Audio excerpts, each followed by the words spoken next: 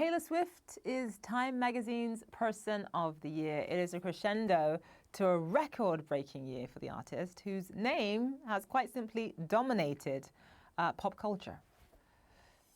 Senators channeling, this was great if you missed it, their inner Taylor Swift. Ticketmaster should look in the mirror and say, I'm the problem, it's me. Swifties are shaking the planet for real. A scientist has discovered that dancing Taylor Swift fans triggered seismic activity during a recent Seattle concert. She is driving U.S. GDP. One economist saying that she's going to add $5 billion to U.S. GDP, not just with ticket sales, but because of all the merchandise, because of the airfare, the hotels. A stunning new prediction for Taylor Swift's Eras Tour. The tour could gross more than $2 billion in North American ticket sales alone. Taylor Swift is at it again. The pop star's Eras Tour concert film is already smashing pre-sale records just hours after sharing the film's trailer on social media. She sat with player Travis Kelce's family there in the stands. Sales of his jersey, get this, spiked nearly 400%.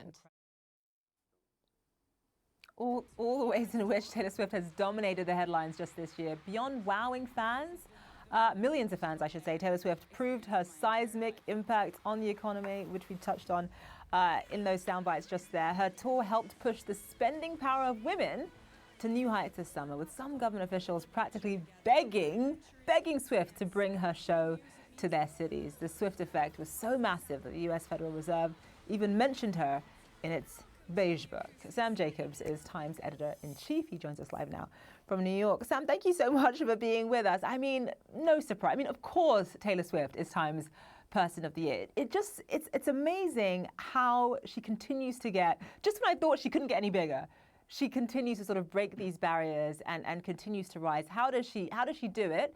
And what sort of impact is she having on young women across America? Well, we are just thrilled to have Taylor Swift be the 2023 Time Person of the Year. The quotes, the sound bites that you played leading up to this conversation made clear why. Her influence has been so wide that we have scientists, economists, university professors, all different groups of people jumping in to try to stake their claim for the type of impact and success that she's had.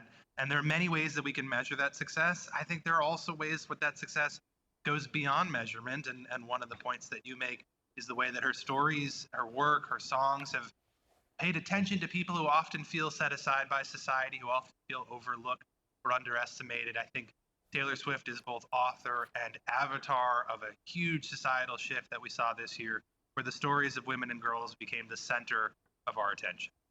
You know, there are a lot of musicians whose lyrics really sort of speak to people. And actually, a lot of people will say that there are so many different musicians that they truly feel a deep connection with, a deep resonance with, because of their lyrics. But what is it about Taylor Swift particularly? What is it about her particularly that makes her so beloved? She has an extraordinary songwriting ability. I think also she's found a way to spin her own story into a global legend. So when her lyrics hold up a mirror to herself, I think they actually help other people better understand themselves.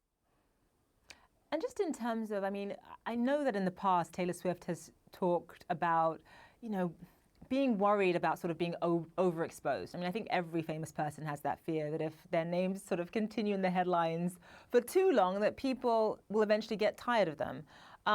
Is there any risk of that with Taylor Swift? This year points to the contrary. I think one of the interesting things about the ubiquity of Taylor Swift is in some of the ways that we haven't heard from her. This is actually the first in-depth interview that she's done with any media outlet in nearly 4 years. But we're also hearing from her in our conversation, which runs in the magazine and on time.com today, as someone who's finally comfortable with her success, who seems at ease with her place in the world. She talks about, you know, if I'm going to go out to a restaurant, it's going to attract a lot of attention and a lot of paparazzi, but I still want to go out and be with my friends. I think we're seeing a sense of self-acceptance and an ability to deal with that fame. I mean, what's interesting is that at 33, she's one of the youngest people ever to be Time Person of the Year. But another way of looking at it is she's 17 years into her career. And I think she's learned a lot across those decades.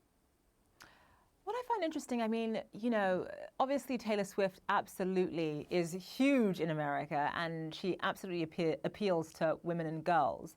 But just in terms of expanding her fan base, I mean, are men as obsessed with Taylor Swift, particularly older men? Are they as obsessed with Taylor Swift as perhaps young women and girls? Is that her niche, young women and girls? And do you see her perhaps expanding her niche?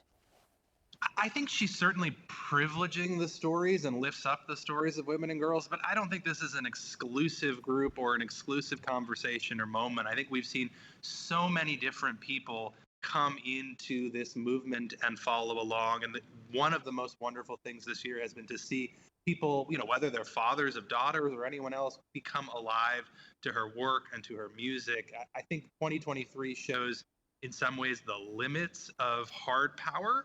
And what we're seeing in Taylor Swift is the strength of her kind of soft power and the way that people all over the world have competed, not just because of her economic boost that she brings wherever she shows up, but because of the power of her message and the way that she creates joy in community. So I don't think it's an American story. I don't think it's exclusively a female story, but I do think those are important pieces of this story. All right, Sam Jacobs, live for us there. Thank you so much. We appreciate it.